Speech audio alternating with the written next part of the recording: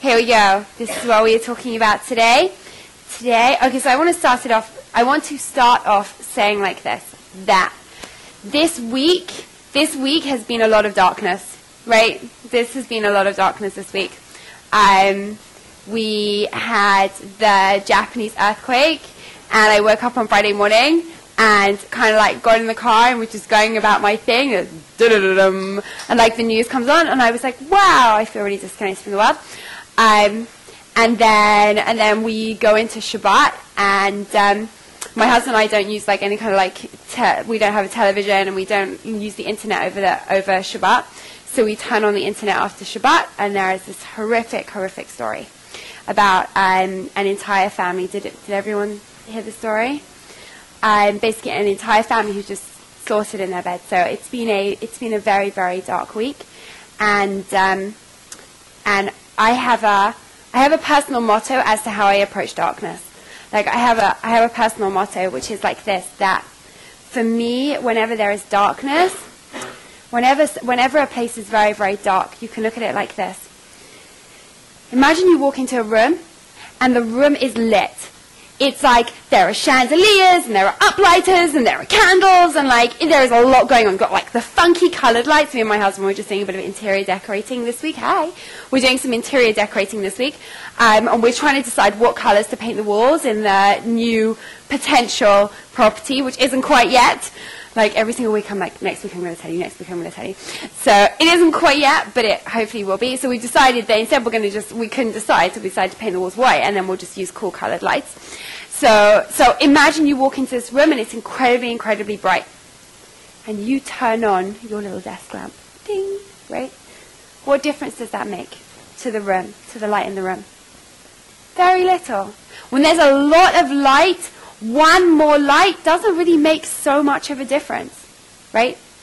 When the world is very, very dark, just one tiny light, just think about the dimmest, tiniest little night light, right? I don't know whether you're like me. I have to sleep in complete darkness, right? I have to sleep in complete darkness. Just one tiny little night light, right, is like, oh my goodness, it's blinding in here, right? So just one tiny light, just one tiny candle can literally have an effect on massive, huge rooms, right? So this has been a week of incredible darkness. So hopefully, firstly, this class is definitely in the merit of the Vogel family, and they should really find comfort in what's happened, and that hopefully this is a way of us inspiring us to be lights and to go out there into the darkness and really turn on some lights. That's what we're doing this week. We're turning on lights. Okay, so here we go. Last week we started about how to start a friendship. And I don't know of many people who came to me and said, yeah, I totally didn't do the homework. Almost everyone I spoke to said that they did the homework, and almost everyone I spoke to said that they had a good experience whilst doing the homework. So I'm very excited. Okay, so we'll see, because the homework's getting harder from now on in, right? This is like one of those courses where the first homework of the year they give, is like really, really easy. It's like some kind of like cute writing assignment or whatever, like tell me about yourself, right? And then it like progressively gets harder. This week we're going to talk about maximizing and maintaining your friendships. In Judaism we have a lot of rules, right? That's what everyone knows about Judaism. Oh wow, you have a lot of rules, right? You have a lot of rules. The rules are called mitzvahs. And there are what's called positive mitzvahs, and there are negative mitzvahs, right?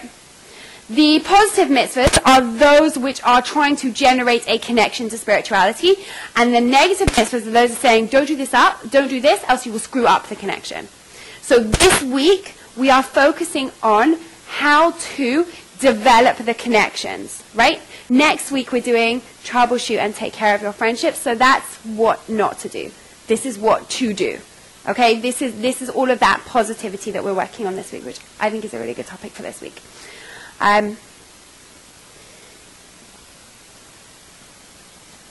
Not only are we talking about how to maintain a friendship, but also how to maximize it, really how to get the absolute most out of it that you possibly can, right? How to really take it to a point at which you're not just friends, but there's something very, very special between two people, okay?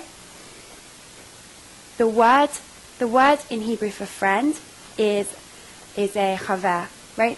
from the Hebrew root chibor, which means to connect. Chibor is the language of connection, right? It's a language of attachment and connection. It's very, very beautiful. And really, if we want to understand how to build friendships, we have to understand theories of connection. We have to understand how to really work to connect. So I have my usual 3 steps, okay? 3 steps. Hannah Goldstein is I'm not like the 10-step program, I'm like the 3-step program because I have time to do 10 steps. You know, like 10 steps is way too complicated for me, so I'll just go for 3, okay? Firstly, connect to your friend. Secondly, connect in a real way. And lastly, connect in a meaningful way. Those are the 3 things we're going to do tonight. So let's start with, if you want to make a friend, right, you have to connect with them. Right, so everyone is like, well, duh. And I'll be like, yeah, well, just wait till you hear some of my examples and you'll see what I mean, okay? There is an incredible piece of research that came out. It was in a book called 59 Seconds, which I definitely suggest that everyone reads, okay? Because it's literally psychological. What the writer did, he's an English professor. He took every single self-help book under the sun, and he looked at the advice that was given in the self-help books, and then he went to psychology departments, psychology research and papers, and he compared the two, and he worked out what was complete rubbish and what actually had a basis in real psychology. So one book that he was going through was all about relationships, and it was talking about how to get a good first date. Okay, a good first date. So the advice in the book was, if you want to be sure that you're going to get a second date, then make your first date, make it like really romantic and like a big opportunity to connect and all of these things, right? And like make sure that you talk a lot, and that's how you'll get a second date, right? So he goes to the research, okay? The research says like this. Right? Now, I'm not advocating this approach, but this is what the research says. If you want a second date, okay, there are two ways for a guy to get a second date with a girl, okay? The first way is to sleep with her, right? Sleeping with a girl will almost definitely guarantee you a second date because of the way that women's psychology works, right? We did this when we did Love, Dating, and Marriage, right? We talked about the whole oxytocin, that when we have intimate relations, oxytocin is released and we bond, right? And we bond to the person, so that's when the boy calls us the day after. For sure we're going to say yes because no one wants to admit to a one-night stand, right? It was just an incredibly intense beginning of a beautiful future where you end up walking down the aisle in a white dress, right? That's where everyone's going, right? So number one, the research says sleep with them, right? Number 2, the research looked at what type of dates will guarantee a second date, okay?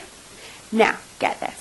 The research said the best first date location is a theme park.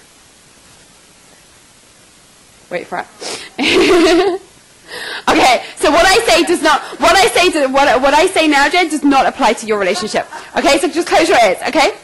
The best first date is a theme park, okay? And at a theme park, you don't just want to pick like the cute little Disney rides, right? Or walk around admiring the scenery. You want to go on the biggest, fattest, most extreme roller coaster possible. That is what you want to do on a first date. Okay? Yeah? It was in a book called 59 Seconds. So, beautiful. Why? Because it gets the adrenaline rushing. And because people are sometimes a little bit stupid. And so therefore, right? And as I said, Jen, this does not apply to you in any way whatsoever. Thank God Jen has like been for me for Shabbos now. Like it's all good, right? So like this. Therefore, when you have that experience of your adrenaline rushing, okay, people misassociate that adrenaline rush and the heart pumping and the super excitement, right? And they associate it with the person that they're with rather than the super freaking scary roller coaster that they just went on, right? So research says if you want a second date, you either sleep with them, which is one way of playing with your hormones, or you go to a theme park, which is another way of playing with your hormones. Hey. Or do both, exactly. Here, Rachel, do you want to grab a chair? No, Rachel does. Or Rachel's going to do the floor. Okay. The problem is that we also do this with our friends. We also do this with our friends, right? That instead of connecting to our friends, we either on purpose or accidentally connect to the experience, right? We connect to the experience rather than connecting to our friends. What we end up with is doing like this. I want to go to the movies. I want to see this movie. I'll take so-and-so, right? In that case, what do you want to do? Do you want to take so-and-so or do you want to go to the movies? You want to go see that movie, right?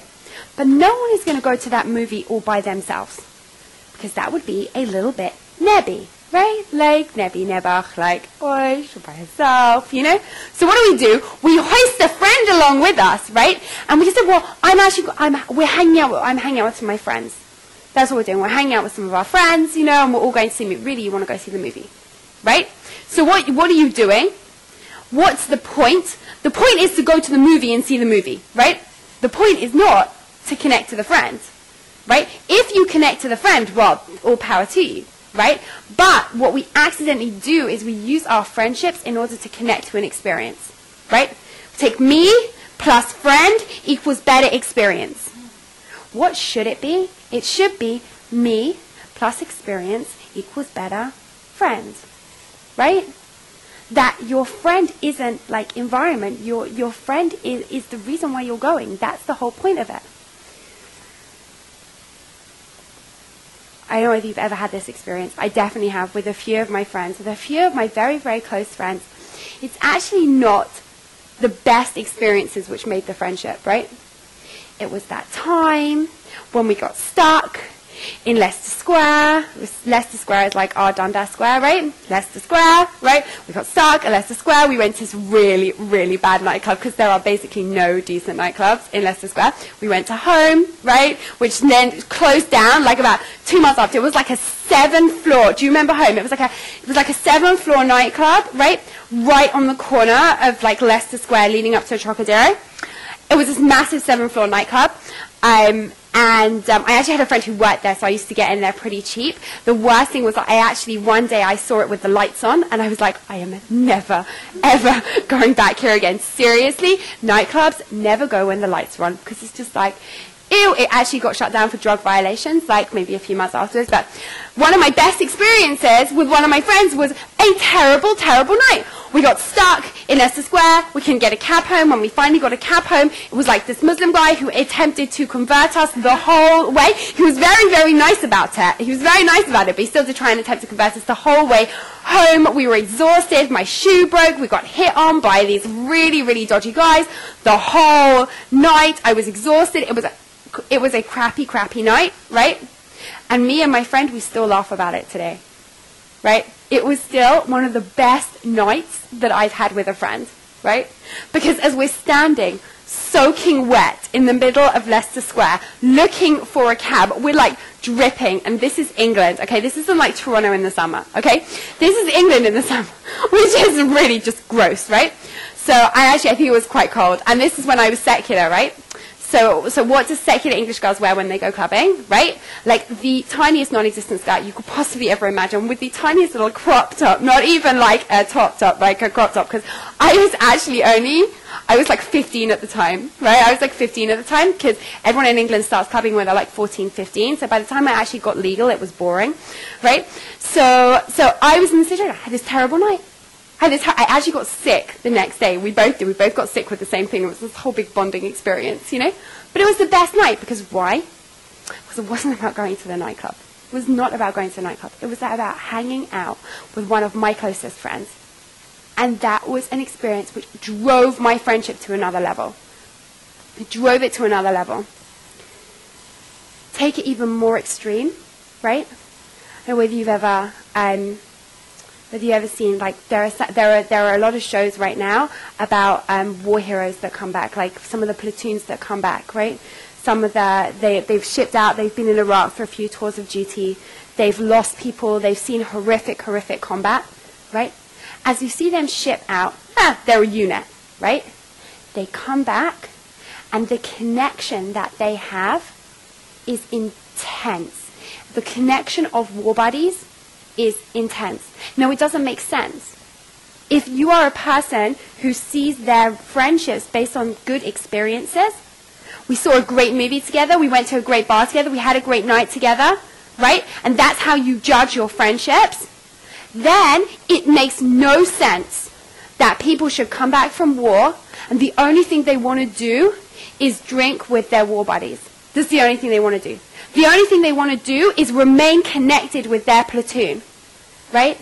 But these friendships, many of these friendships last a very, very long time.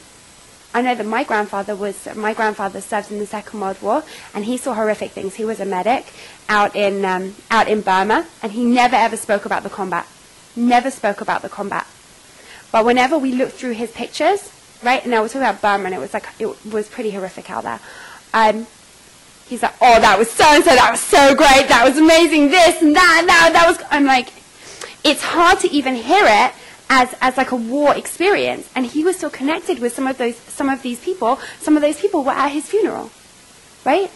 And this was a pretty short tour of duty. My grandfather was drafted into the army and let go after the Second World War. So if it's a case of you are connecting to the experience rather than the friends, right, then you're already on a little bit of shaky territory, like this. Really, when you connect to the experience rather than the friend, you have zero control. You can't control whether that nightclub is going to be any good. You cannot control whether that movie rocks or not, right? Like, it could have won 1 billion Oscars, and you may still hate it, and your friend may still hate it, right? So every time you go out with your friends, you are basically risking your friendship.